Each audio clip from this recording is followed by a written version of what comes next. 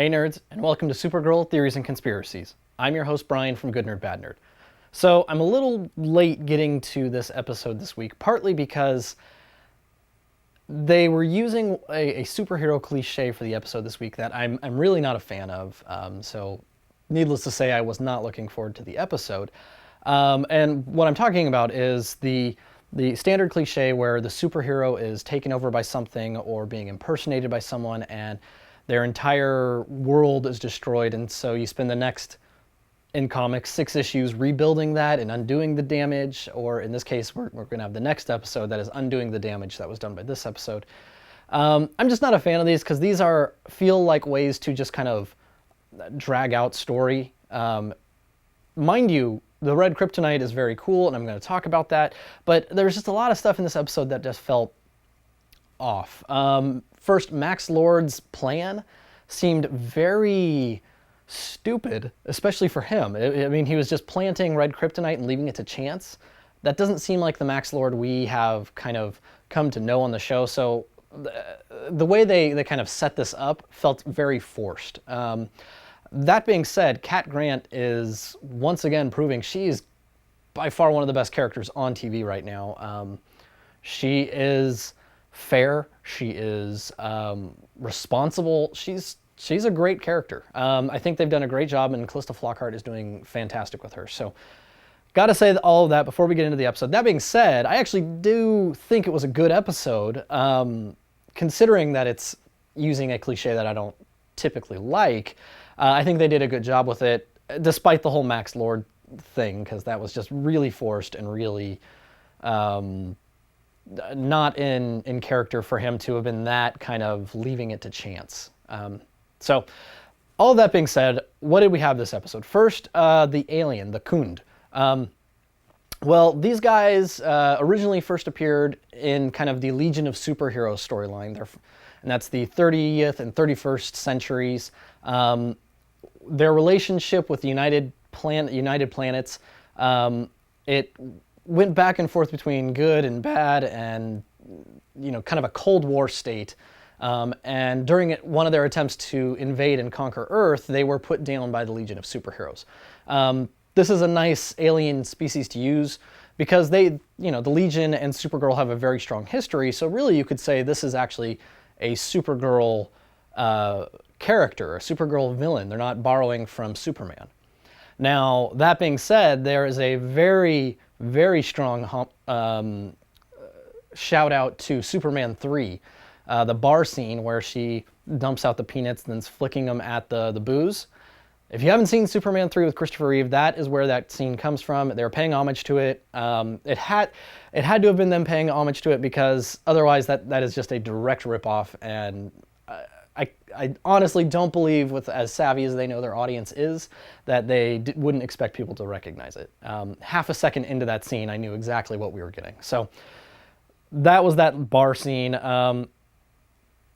Yeah, straight out of Superman 3. So, but the red kryptonite, this is the second variation of kryptonite we've seen. We've had blue, which was targeted at Bizarros, and now we've had red, which brought out all of a Kryptonian's evil desires. So that opens the floodgates, though, for what other colors of kryptonite are we going to see? So I wanted to just run through some of the ones from the comics. Some of them are legitimate. Some of them are so bizarre we're never going to see them on the show. At least I hope not. But I wanted to just kind of let you know about the other kinds of kryptonite that are out there. So we have, there's an anti-kryptonite, which is a green color, but it's not lethal to Kryptonians, but it is lethal to humans. Then there's X-kryptonite, which gives humans and other creatures superpowers. Then we've got white kryptonite that kills plant lives, which this I could legitimately see.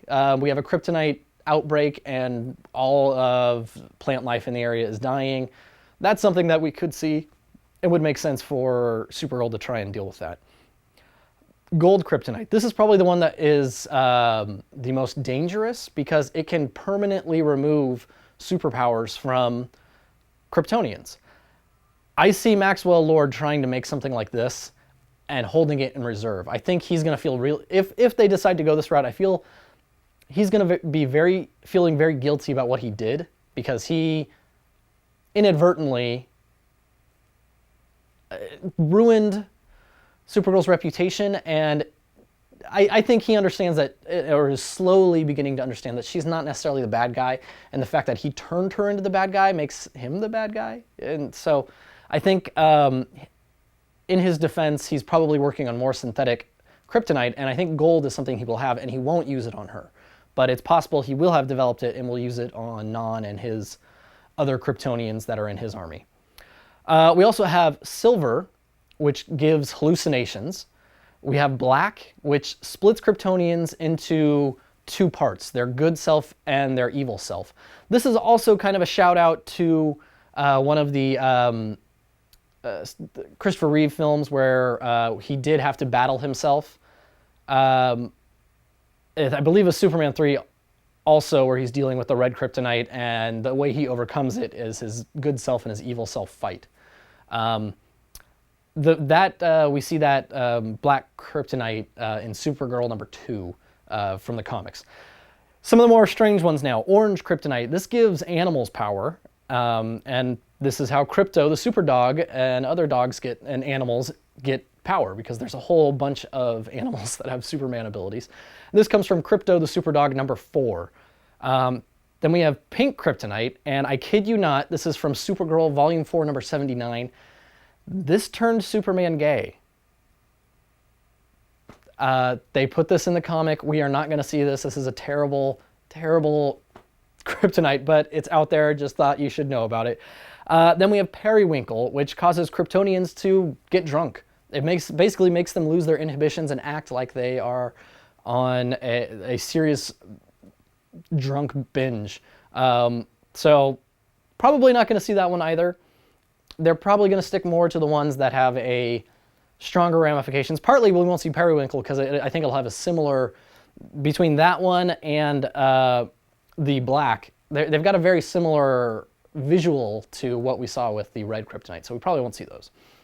What do you think? Which color kryptonite would you like to see next on the show? And what do you think the ramifications are going to be, and what we're going to see next week from the fallout of Kara going bad? So that's it for this week. Let me know what you guys think. I'm really curious to hear if you guys like the episode, or if you're like me and this kind of superhero story just doesn't do it for you. So let me know in the comments, and until next week, this has been Brian from Good Nerd Bad Nerd, and this has been Supergirl, Theories and Conspiracies.